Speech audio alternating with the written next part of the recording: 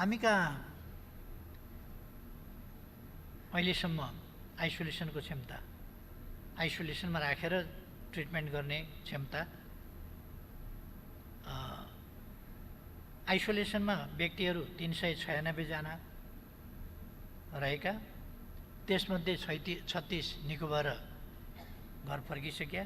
तर हामीसँग 3307 जनासम्मको आइसोलेसनमा राख्ने क्षमता रहेको, अथवा अहिलेसम्म लगभग राखिएको आइसोलेसनमा राखिएको सङ्ख्याभन्दा अरू 3000 थप बढी सङ्ख्या राख्न सकिने अवस्था छ।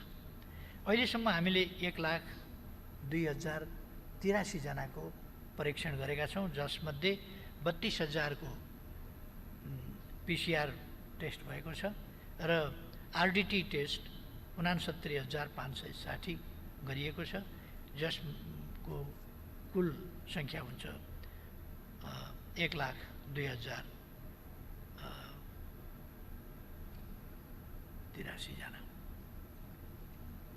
अहिलेसम्म सङ्क्रमणको स्थिति 34 जिल्लामा फैलिएको छ।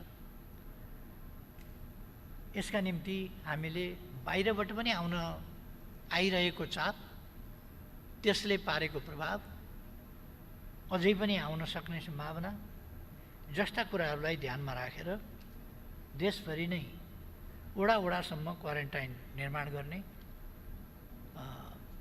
काम अगाडि बढाएका छौँ। र अहिलेसम्म हेर्दाखेरि वुहानबाट सङ्क्रमित भएर आएको अलिक नरम देखिएको थियो, इटालीबाट आएको पनि अलिक नरमै देखिएको थियो, दुबईबाट आएको पनि अलिक नरमै देखिएको थियो, तर भारतबाट आएको चाहिँ अलिक कडा भाइरस देखिएको छ।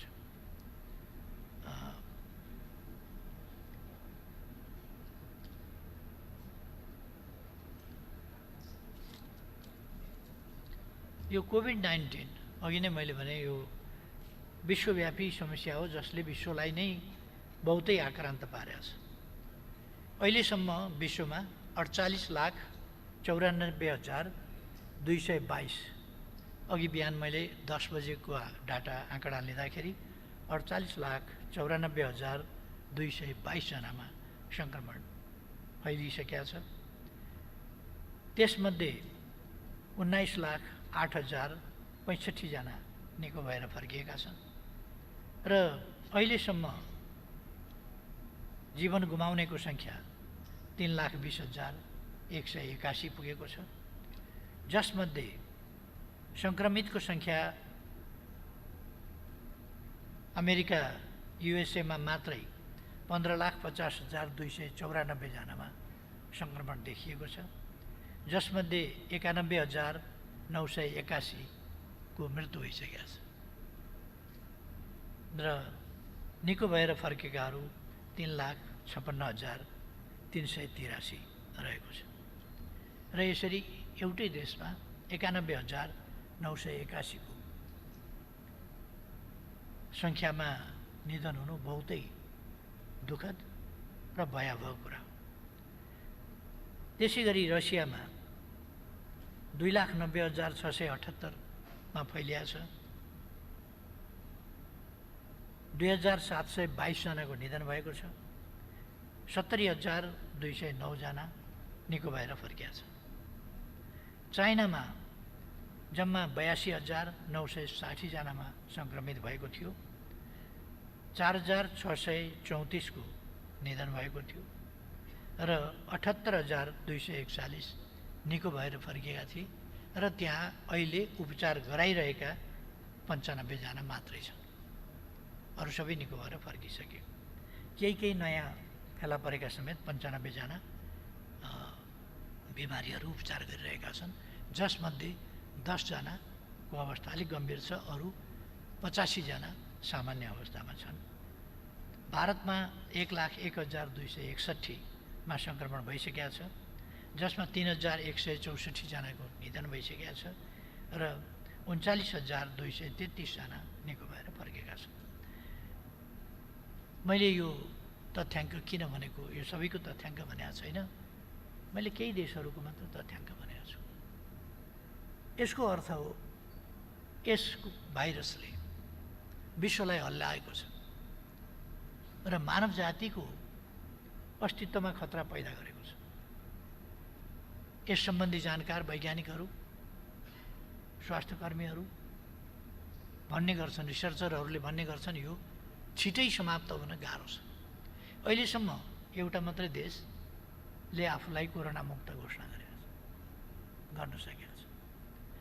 हामी पनि कोरोना मुक्त घोषणा गर्ने लक्ष्यका साथ अगाडि बढेका थियौँ, तर बाहिरबाट आउने क्रमलाई रोक्न सकिएन।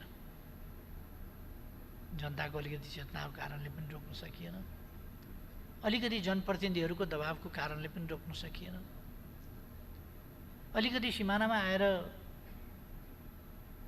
बस्नेहरूको कारणले पनि रोक्न सकिएन, जसले गर्दा हामी भयावह स्थितितर्फ जान पर्ने हो कि भन्ने खतरा छँदैछ। तर अहिलेसम्म पनि हाम्रो 377 जना भनेको रोक्न नसकिने स्थिति होइन, रोक्न सकिने स्थिति हो। र हामीले कहाँबाट सर्यो, कोबाट सर्यो भन्ने कुरा पनि अहिलेसम्म ट्रेसिङ गर्न सकेका छौँ। त्यसकारण हामी यसलाई अझै पनि कन्ट्रोल गर्न सक्दछौँ, तर हामीले यसमा ध्यान दिनु, गम्भीरतापूर्वक ध्यान दिनु र रोक्ने प्रयासमा केन्द्रित हुनु र यस प्रयासमा सिङ्गो राष्ट्र एकजुट हुनु आवश्यक छ।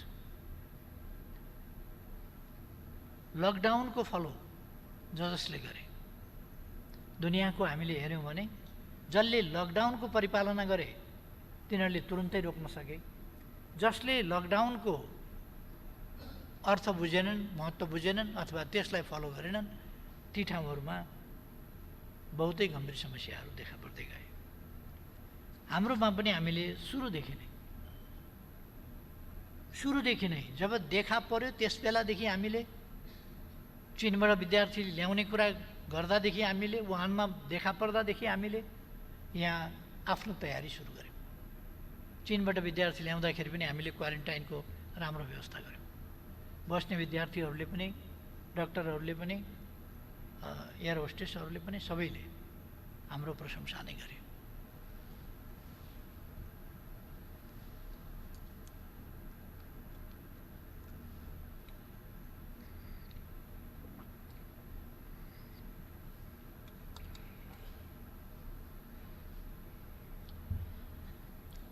क्वारेन्टाइनको हामीले महत्त्व बुझ्यौँ र क्वारेन्टाइनमा बस्ने र जब नेपालमा प्रवेश गर्यो भनेपछि हामीले लकडाउनको बाटो अलिकति सङ्ख्या हुने बित्तिकै, 2-4 हुने बित्तिकै, 2-3 जनामा देखा पर्ने बित्तिकै हामीले लकडाउन सुरु गऱ्यौँ। त्यसले गर्दा फैलिन पाएन लामो समय, पछि बिस्तारै फैलिँदै गयो। नेपाली जनताले आम रूपमा देखाएको केही यसभित्र पनि राजनीति गर्न खोज्ने, यसभित्र खेलेर अस्थिरता पैदा गर्न खोज्ने अथवा सरकारको असफलता देखाउन खोज्ने, त्यसमा रुचि राख्ने, कोरोनाको नियन्त्रणभन्दा पनि सरकारको असफलतापट्टि रुचि राख्ने, त्यस प्रकारका प्रतिक्रियाहरूलाई छोडेर आम जनताको कुरा भन्ने हो भने जनताबाट हामीले व्यापक समर्थन प्राप्त गर्यौँ र सफलताका साथ अगाडि बढ्यौँ। म भन्न चाहन्छु फेरि पनि हामीले अहिले पनि हाम्रो नीति कार्यक्रममा कोरोनालाई महत्त्व दिएका छौँ। यसलाई नियन्त्रण गर्ने र निर्मूलन गर्ने, कोरोना मुक्त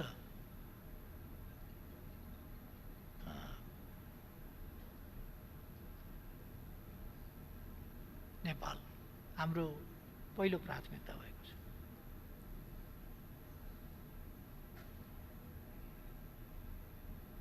सभामुख महोदय, मलाई अलि यो स्वास्थ्यको कारणले उभिएर बोल्न गाह्रो हो। बस्ने व्यवस्था मिलाइदिनु हुन महासचिवजीलाई म निर्देश गर्छु। बस्ने व्यवस्था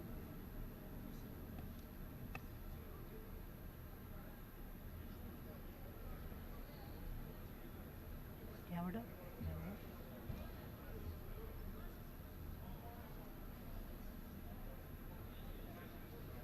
मेरो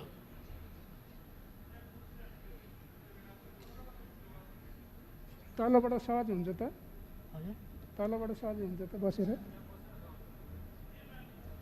यहाँबाट देख्न सजिलो हुन्छ देख्न सकिँदैन यतै गर्नुपर्छ त्यहीँ बस्छ यहाँ अलिक अर्को कुर्सी छैन एउटा यता कसो होला त हुन्छ यतै त्यहाँ राख्दा पनि हुन्छ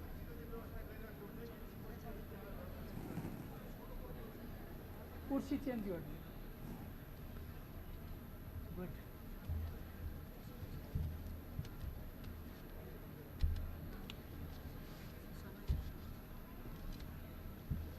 ल त यो त ठिकै छ नि होइन कुर्सी सहज हुन्छ ठिक छ ठिक छ अब ठिक छ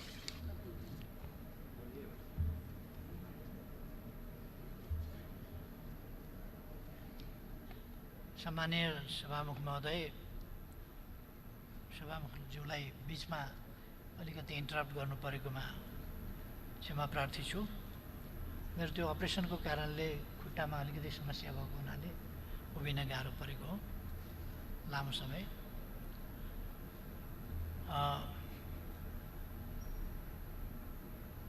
र हाम्रो सम्पूर्ण प्रयास अहिले यति बेला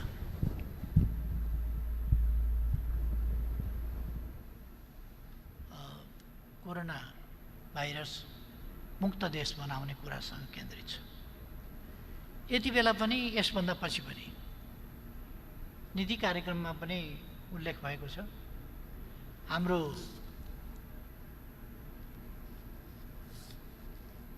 प्रयास स्वास्थ्य सम्बन्धी हाम्रो नीतिको केन्द्रबिन्दु स्वस्थ नागरिक बनाउनु हो र निरोगी नेपाल हाम्रो मूल ध्येय हो प्रतिरोधी क्षमताको विकास निरोगी व्यक्तिहरूको निर्माण र कोरोनाको पनि अहिलेसम्म खास भन्ने हो भने प्रतिरोध र प्रतिरोधी क्षमता नै यसको उपचार हो अरू औषधि बनेको छैन भाइरस मर्दैन मार्न सकिँदैन त्यसर्थ भाइरसका विरुद्ध प्रतिरोधी क्षमताको विकास त्यसलाई प्रवेशै गर्न नदिने कथम कदाचित प्रवेश निरोगी मान्छेमा र बलियो इम्युन सिस्टम प्रतिरोधी क्षमता भएको मान्छेमा प्रवेश गर्न पनि त्यसलाई कठिन हुन्छ प्रवेश गर्यो भने पनि फैलिन कठिन हुन्छ र त्यो हटेर जानुपर्ने बाध्यता हुन्छ त्यसकारण हामीले स्वास्थ्य क्षेत्रमा निरोगी नेपाल सँगसँगै त्यसको अर्थ हामीले निरोगी नेपाल भनेर त्यसमा मात्रै ध्यान दिने होइन फेरि उपचारात्मक विधि परीक्षण आइसोलेसन आदि जति गरिराखेका छौँ ती विधिहरू र स्वास्थ्य उपचारका निम्ति आवश्यक स्वास्थ्य सहयोग यसमा औषधि नहुने भएको हुनाले एक ढङ्गले भन्यो भने यसलाई स्वास्थ्य सहयोग नै भने मात्रै पनि पुग्छ जस्तो लाग्छ हस्पिटलले पनि बाँच्नका लागि प्रतिरोधी क्षमता वृद्धि गर्ने वा स्वास्थ्य रहनका लागि मद्दत गर्ने कोरोना फैलिन नपाओस् भन्ने कुरामा ध्यान दिने अरूमा सर्न नपाओस् भन्ने कुरामा ध्यान दिने यिनै कुराहरू हामीले पनि ध्यान दिएका छौँ यसको नियन्त्रणपछि स्वाभाविक रूपमा स्वास्थ्य क्षेत्रमा नेपाल एक तह माथि उठेको हुनेछ हामीलाई कोरोनाले बहुतै महँगोमा तर मूल्यवान शिक्षा दिएको छ हामीलाई महँगो त पर्यो अहिलेसम्म नै हामीले धेरै यसमा खर्चहरू गरेका छौँ र फेरि पनि हामीले धेरै खर्च गर्नुपर्ने अवस्था आउँदैछ यससँग सम्बन्धित अरू पक्षहरू छन् यसले अर्थतन्त्रमा पारेको प्रभाव मान्यजीहरूले प्रश्न उठाउनु भएको छ कि कोरोना छँदै छैन जस्तो अर्थतन्त्रका कुराहरू या विकास निर्माणका कुराहरू अथवा पूर्वाधार विकासका कुराहरू अथवा स्वास्थ्य लगायतका शिक्षा क्षेत्रका र अरू विविध क्षेत्रका कुराहरू, यी सबै कुराहरू कोरोना नै छैन कि जस्तो गरेर कोरोनामा केन्द्रित हुनुपर्ने अरू कुराहरू पनि सरकारले ल्यायो भन्ने कुरा पनि मान्यजीहरूले भन्नुभएको छ। म के स्पष्ट पार्न चाहन्छु भने कोरोना एउटा बहुतै तितो यथार्थ हो आज, जसले हामीलाई अत्यन्त गम्भीर बनाएको छ। त्यसको सामना गर्नै छ र म विश्वास व्यक्त गर्न चाहन्छु मानव जातिले कोरोनालाई पराजित गर्नेछ र हामी मानव जातिको विजय, कोरोना मुक्त नेपाल, कोरोना मुक्त विश्व यो निर्माण गर्नेछौँ। यद्यपि कोरोनाको प्रवृत्ति र मानवीय प्रवृत्ति दुईटाको विश्लेषण गरेर यो निकट भविष्यमा समाप्त भइहाल्ने स्थिति छैन भन्ने पनि वैज्ञानिकहरूको भनाइ छ। तर हामीले कोरोनाको प्रवृत्ति त कोरोनाले बदल्छ बदल्दैन त्यो उसको कुरा हो। हामी हाम्रा प्रवृत्तिहरू, हाम्रा आनीबानीहरू, हाम्रा तरिकाहरू बदल्न सक्दछौँ। थुप्रै कुरा हामीले बदलेका पनि छौँ र अझै पनि हामीले यी कुराहरूलाई बदल्नुपर्छ। हाम्रा आनीबानीहरूलाई, खानपानहरूलाई, खानेपानी खाने पिउने व्यवस्था जस्तो गर्ने गरेका छौँ, हामीले जसरी चल्ने गरेका छौँ त्यसमा समयानुकूल आवश्यकता अनुसार वैज्ञानिक ढङ्गका कुराहरू अपनाउने र परिवर्तन ल्याउने ती कामहरू गर्नुपर्दछ। अहिले यसले अर्थतन्त्रमा पारेको प्रभावको हिसाबले उत्पादन ह्रास भएको छ, भन्सार कम उठेको छ, राजस्व कम उठेको छ, रेमिटेन्स छँदै छैन। यसले बहुतै गम्भीर नकारात्मक प्रभाव अर्थतन्त्रमा पारेको छ। यसो भनेर हामी हातखुट्टा फ्याँकेर थोरै मात्रै भयो, ठिक छ ठिक छ ठिक छ ठिक छ पर्दैन, ठिक छ। अर्थतन्त्रमा गम्भीर प्रभाव नकारात्मक असर परेको छ नै, तर त्यसो भनेर हामी अब एकदमै निराश भएर हतोत्साहित भएर केही पनि नगरिकन बस्न सक्दैन। फेरि पनि हामीले जीवन चलाउनुपर्छ, फेरि पनि समाज चल्न पर्छ। त्यसकारण कोरोनासँग सतर्क हुँदै, कोरोनासँग लड्दै, कोरोनालाई प्रवेश गर्न नदिँदै र कोरोनालाई निको पार्दै हामी सामाजिक जनजीवनलाई पनि यदि झन् यो लामो समय चल्छ भने त हामीले झन् गम्भीरताका साथ सोच्नुपर्छ। यो लामो समय चल्छ भने समाज कसरी हामीले सँगसँगै चलाउने, समाजको आर्थिक क्रियाकलाप, बाँच्नका लागि चाहिने कुराहरू कसरी सँगसँगै चलाउने। त्यसकारण स्वाभाविक रूपमा हामीले हाम्रो अर्थतन्त्रलाई आत्मनिर्भर अर्थतन्त्रतर्फ विकास गर्ने, यस कुरामा ध्यान दिनुपर्ने। हाम्रो उत्पादनले हामीलाई पुग्ने स्थिति बनोस्।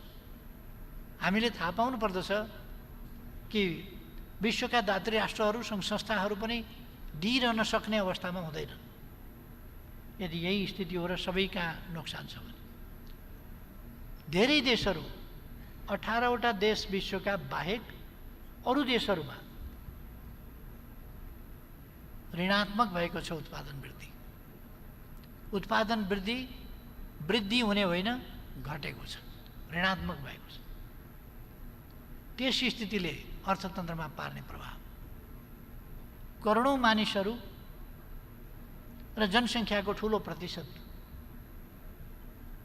अथवा उल्लेख्य प्रतिशत भनौँ, त्यो प्रतिशत जबलेस हुने स्थिति, रोजगारीबाट वञ्चित हुने स्थिति, आम्दानीबाट वञ्चित हुने स्थिति,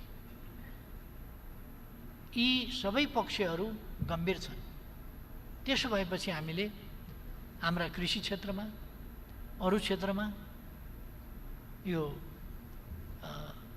उत्पादन कसरी बढाउने, उपभोग्य वस्तुहरूको उपलब्धता कसरी गराउने, कमसेकम हामीलाई बाँच्नका लागि पनि दाल, चामल, तरकारी, नुन जस्ता कुराहरू त अनिवार्य चाहिन्छ। त्यही न्यूनतम कुरा पनि भोलि कसरी उपलब्ध गराउने भन्ने कुरातर्फ पनि हामी गम्भीर हुन जरुरी छ। खाद्य पदार्थ जुनसुकै होस् त्यो कमसेकम बाँच्नका लागि खान पर्ने र त्यसमा कतिपय अत्यावश्यक खानेकुराका कम्पोनेन्टहरू अनिवार्य हुनुपर्ने,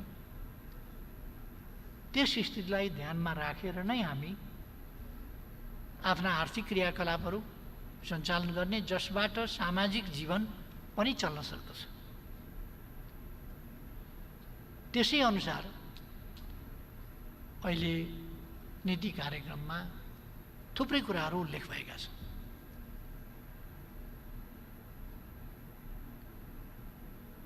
कतिपय साथीहरूले प्याकेजका कुराहरू गर्नुभएको छ। प्याकेज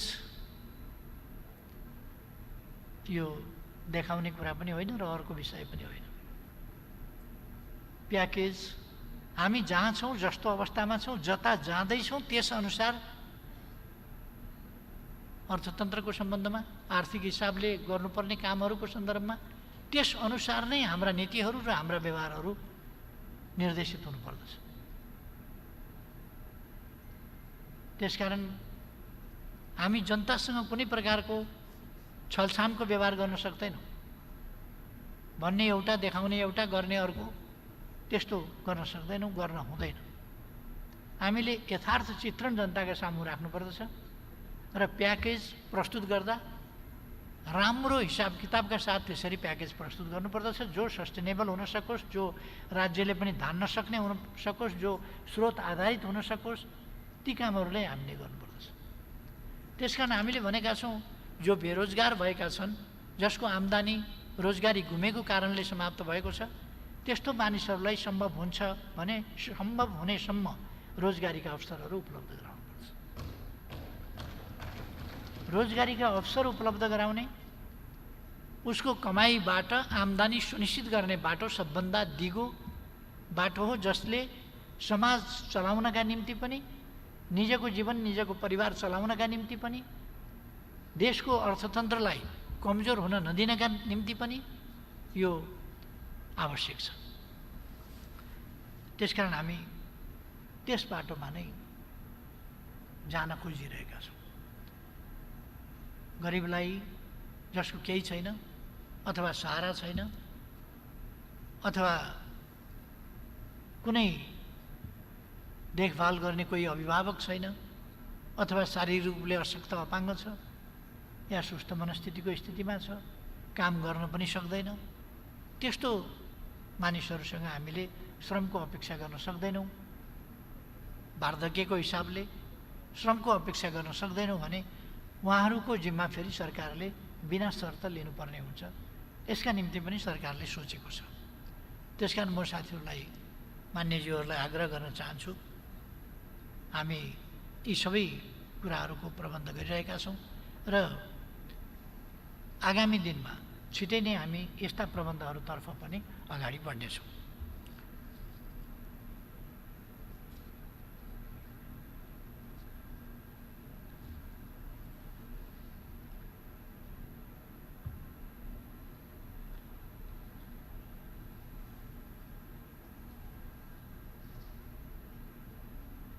म लोकतन्त्रको सम्बन्धमा अलिकति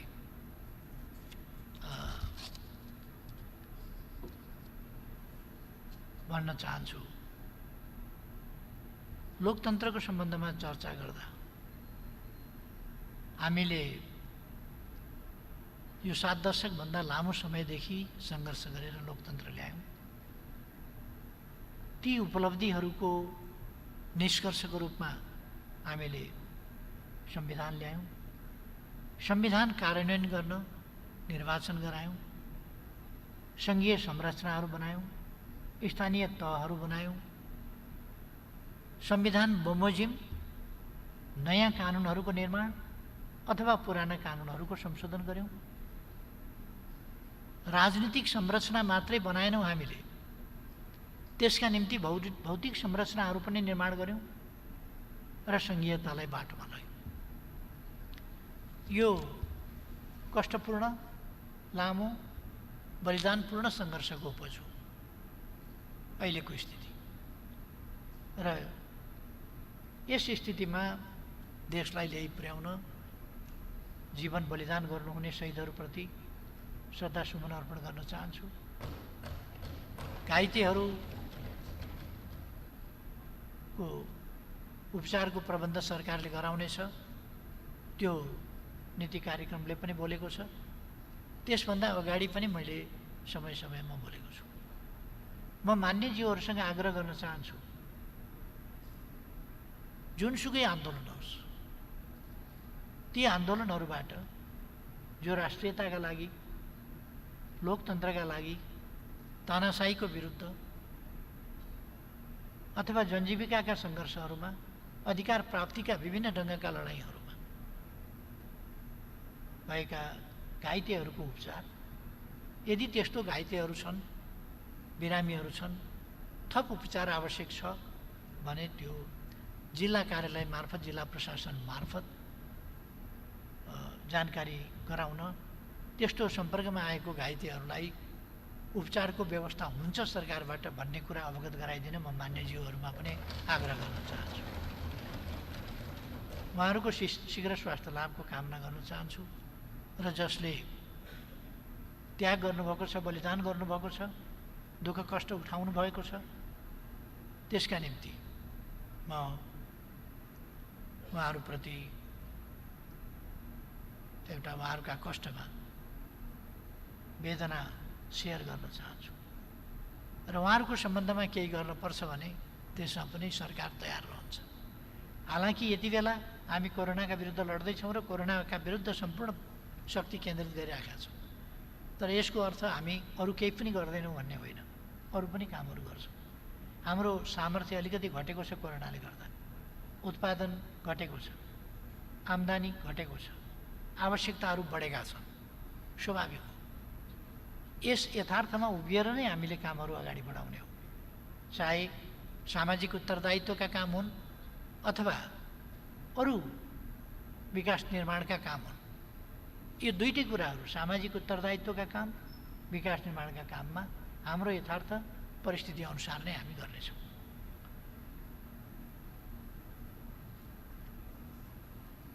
कतिपय मान्यजीहरूले अलिक लोकतन्त्रको चरित्र भन्न खोजिया के पूर्ण लोकतन्त्र भनिएको छ, समाजवाद उन्मुख भनिएको छ, यो के हो बुझिएन भन्ने खालको पनि कुरा गर्न खोज्नुभएको छ।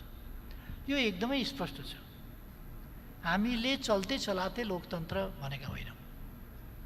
पोलिटिकल फ्रिडमवाला, पोलिटिकल फ्रिडम भएपछि पुग्यो अथवा जनताको समग्र जीवनसँग सम्बन्धित नरहेको, स्वतन्त्रताका हकहरूसँग मात्रै सम्बन्धित रहेको त्यस्तो लोकतन्त्रको मात्रै कुरा गरे होइन। हामीले जनताको जीवनसँग समग्र रूपमा सम्पूर्ण पक्षहरूमा सम्बन्धित रहेको लोकतन्त्रको कुरा गरे हौँ। हामीले बोल्ने या सम्पत्तिमाथिको अधिकार अथवा राजनीतिक हक अधिकारहरू, पार्टी खोल्न पाउने अधिकार, चुनाव लड्न पाउने अधिकार, पक्ष प्रतिपक्ष हुन पाउने अधिकार मात्रै खोजेका होइनौँ। हामीले प्रेस स्वतन्त्रता, पूर्ण प्रेस स्वतन्त्रता, पूर्ण माथि पनि प्लस प्रेस स्वतन्त्रता भए पुग्छ भन्न खोजेका होइनौँ। जनताको जीवनका समग्र पक्षहरूमा सकारात्मक प्रभाव ल्याउने जनताको लोकतन्त्र खोजेका हौँ, सम्भ्रान्त लोकतन्त्र होइन। मानिसका छोराछोरीहरू सडकमा बेसहारा भएर जीवन जिउनका लागि कुकुरसँग लडाईँ गरेर फोहोरको ढुङ्गुरमा खाना खोजेर खानुपर्ने, सडक बालबालिका भएर कुद्न पर्ने, प्रशस्त वाक स्वतन्त्रता हुने डेमोक्रेसीको वास्तविक अर्थमा कति महत्त्व हुन्छ। मान्छेको छोराछोरी सडक बालबालिका भएर, बेवारिसे भएर, अभिभावक विहीन भएर, राज्य उसको अभिभावक होइन, त्यस्तो अवस्थामा हामी लोकतन्त्रका कुरा गर्छौँ भने त्यो लोकतन्त्र कस्तो हुन्छ? बुढाबुढीहरू सडकमा अलपत्र परेका छन्, जिउभरि घाउ भएको छ, अनि घावै घाउ भएर बेसहारा बेहाल सडकको पेटीमा पसारिएका छन्, झिँगा भन्किएका छन्, कागले आएर ठुङ्गिराखेको छ। हाम्रा अग्रजहरू, हाम्रा ज्येष्ठ नागरिकहरूको अवस्था त्यो छ।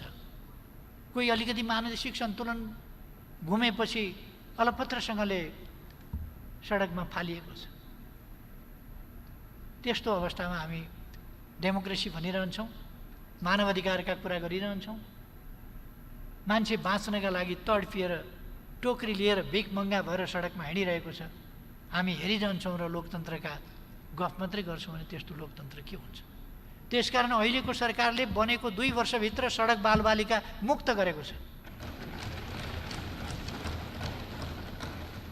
मानव अधिकारको जगदेखि, मान्छे हुनुका अधिकारको जगदेखि, सरकारको जिम्मेवारीको जगदेखि हामीले काम थालेका छौँ। टुप्पो टुप्पोमा मात्रै होइन, सर्फेसियल डेमोक्रेसी होइन।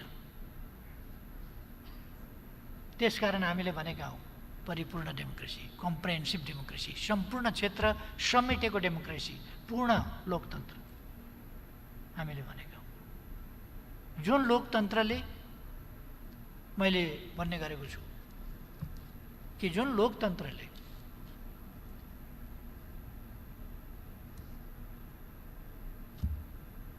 पर क्यापिटा इन्कम अथवा जिडिपी नापेर हामी यहाँ पुगेका छौँ भन्ने, तर बालबालिका सडकमा कुकुरसँग लडाइँ गरेर खानेकुरा खोजेर बाँच्ने कोसिस गरिरहेका छौँ। हामी जिडिपी र पर क्यापिटा इन्कमका कुरा गर्छौँ। त्यसकारण हामीले भनेको त्यो चल्ते चलातेको त्यस्तो डेमोक्रेसी होइन। डेमोक्रेसी उहिले अब्राहम लिङ्कनले भनेको थियो, of the people, by the people, for the people. तर यति वर्षपछि पनि अहिले पनि बेगरै सडकमा हिँडिराखेका छन्। समृद्धिको गान बखान भइराखेका हुन्छ। 1000 पल्ट विश्व विनाश गर्न सक्ने हतियार निर्माण भएका हुन्छन्, तर एउटा मानिसको सन्तान बेगर भएर हिँडिराखेका हुन्छ। स्ट्रिट चिल्ड्रेनको रूपमा, स्ट्रिट चाइल्डको रूपमा हिँडिराखेका हुन्छ। म ठान्छु त्यस्तो सरकारहरूले शरमबोध गर्नुपर्दछ। त्यसकारण यो लोकतन्त्रको परिभाषा बुझिएन। परिपूर्ण भनेको के हो भनेको यो मानव जीवनका सम्पूर्ण पक्षहरूलाई ध्यान दिने, लोक कल्याणकारी राज्यको अवधारणा अनुसार सामाजिक न्याय र समानता सहितको उपलब्धिहरूमा सबैको पहुँच र सेयर भएको यस्तो लोकतन्त्र भनिएको। अर्को यसको भौतिक पक्ष मात्रै होइन, यसका अरू पक्षहरू, सामाजिक सुप्रबन्धका पक्षहरू, ती पक्षहरू पनि भएको लोकतन्त्र भनिएको। यसै कारण हामीले समृद्ध नेपालको मात्रै नारा दिएनौँ। हाम्रो राष्ट्रिय आकाङ्क्षा समृद्ध नेपाल मात्रै होइन, सुखी नेपाली हो। हजारौँ वर्ष अगाडि हाम्रा पूर्वजहरूले सुखी नेपाल, सुखी संसार, सुखी मानव जाति परिकल्पना गरे।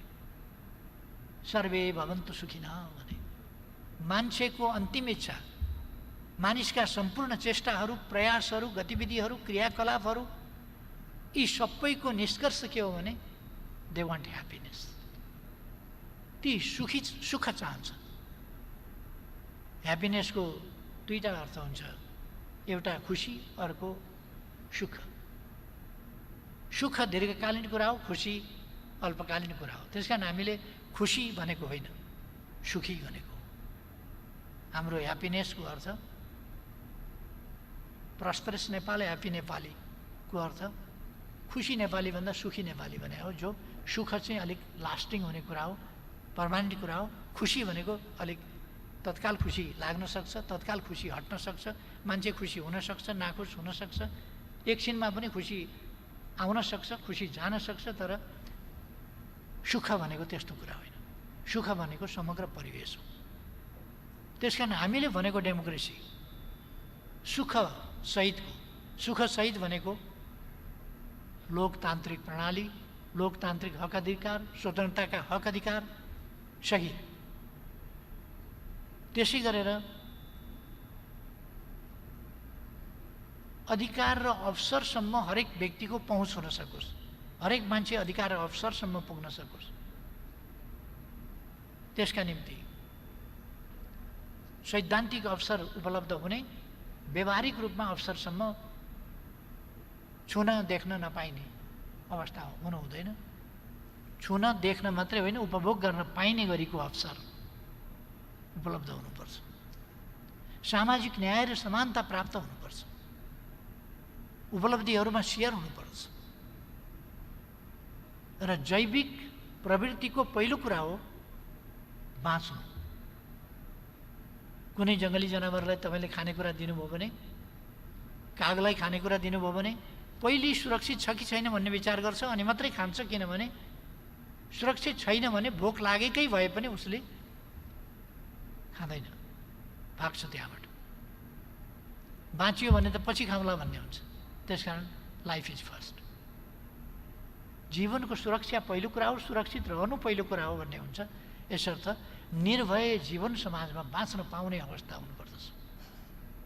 साँचो लोकतन्त्रमा निर्भय जीवन बाँच्न पाउने, भयरहित जीवन बाँच्न पाउने, जीव धन अधिकार अवसर कतैबाट कसैले खोज्छ, आफ्नो मान सम्मान खोज्छ भन्ने खालको भय त्रास, त्यस प्रकारको कुनै भय त्रासबाट मुक्त भएको सामाजिक प्रबन्ध हुनुपर्छ।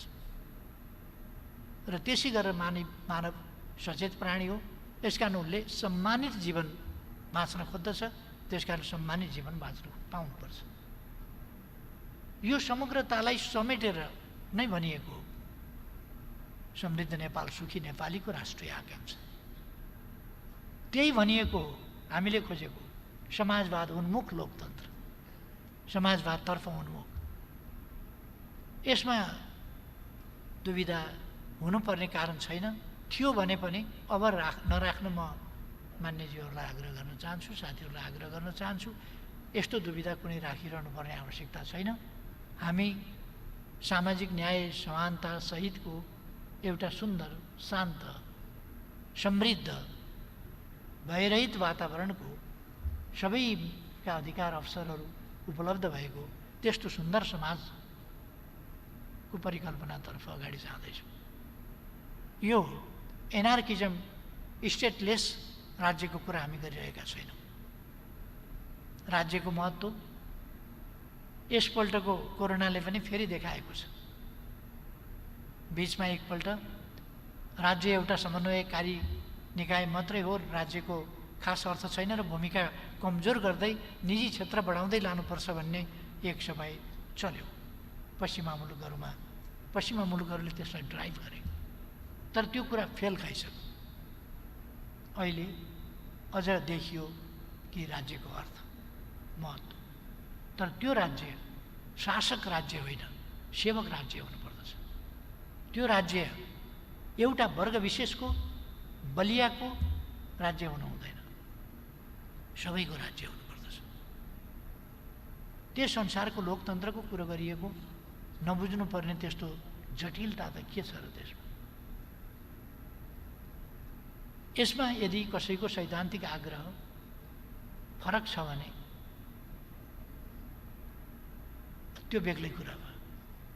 सैद्धान्तिक आग्रहले मान्न नसकिने हो भने त्यो बेग्लै कुरा हो। कोही पछि पर्न हुन्न, पछाडि परेकोलाई अगाडि ल्याउनुपर्छ। हाम्रो फोकस त्यहाँबाट सुरु हुन्छ। त्यसकारण मैले भने जिडिपी पर क्यापिटा इन्कमबाट होइन, ह्याप्पिनेस इन्डेक्स, डेभलपमेन्ट इन्डेक्स, समग्र मानवीय आवश्यकता आकाङ्क्षाहरूको मूल्य र मानमा त्यसलाई हेर्नुपर्छ। आज दुनियाँ त्यस दिशातर्फ विकास हुँदैछ।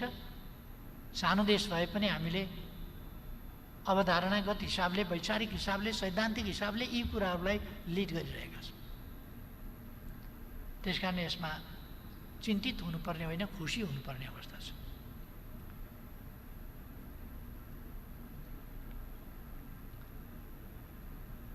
अर्को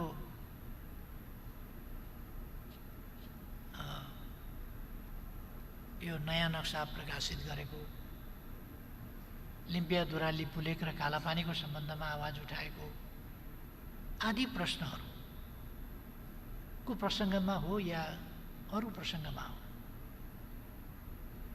यो तथाकथित राष्ट्रवाद भनेर नामाकरण गरिएको, विशेषण दिइएको पनि म सुन्छु। म साथीहरूलाई आग्रह गर्न चाहन्छु, नेपाल जस्तो देशले जो दुईटा ठुला बलिया देशहरूका बिचमा छ, यस्तो देशले तथाकथित राष्ट्रवादको बाटो, देखावा राष्ट्रवादको बाटो अथवा लम्पसारवादको बाटो, राष्ट्रवाद नहुने बाटो समाउनु हुँदैन।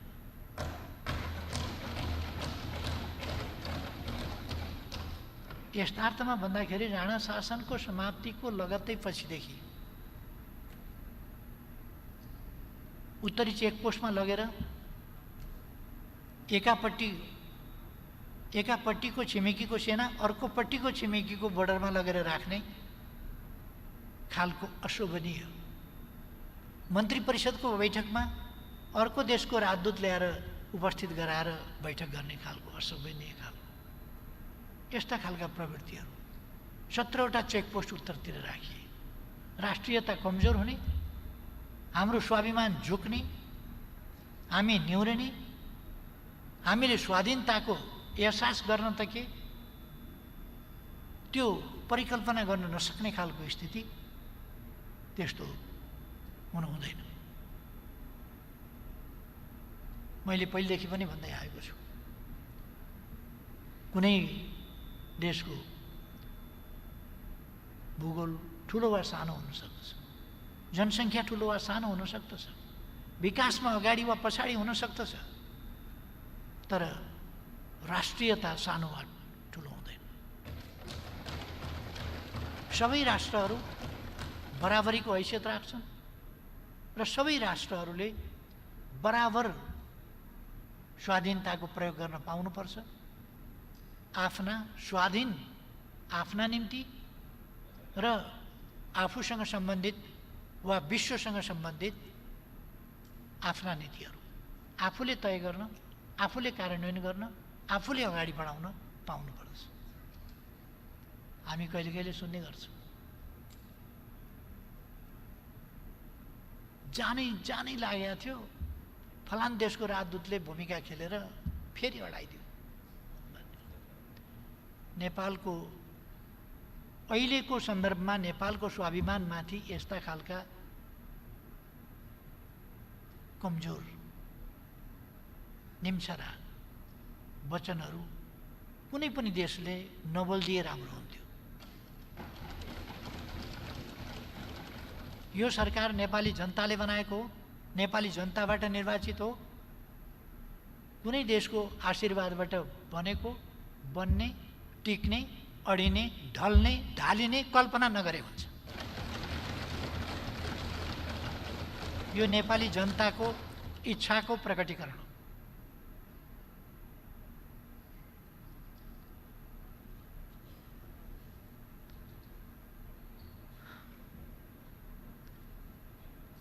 एकजना एउटा सन्दर्भ चाहिँ मैले सम्झाउनु पर्छ कि जस्तो लाग्छ।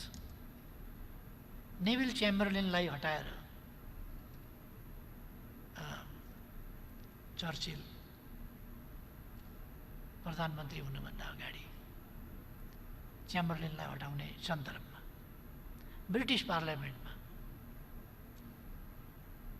अति भयो,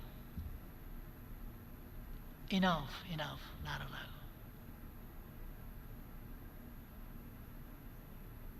त्यसो भएपछि चेम्बरलेनले छोडिदिनुपर्छ, इनफ इनफ भनेपछि छोडिदिनुपर्छ। सायद अहिलेको सरकारलाई होला इनफ इनफ भनिराखेको छ, छोडिदिनु पर्यो भन्ने। त्यो उहाँ मित्रलाई लागेको, मित्रले भन्नुभएको इनफ इनफ होला। नेपाली जनताले गएको चुनावमा enough enough enough and more than enough भनेर त यो सरकार बनाएको।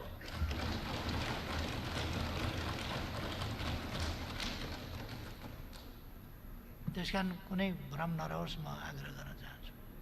इनफ नभनिकन त बनाएको होइन नि हो। किन यो पर्मानेन्ट सरकार बनाइयो? त्यसकारण यो जनादेशबाट आएको हो। जनादेशलाई कदर गर्छु।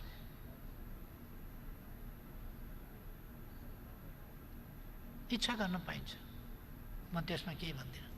अत्यन्त सम्मान साथ सम्झाउन मात्रै खोज्छु। जनताले इनाफ इनाफ भन्छ कहिले कहिले।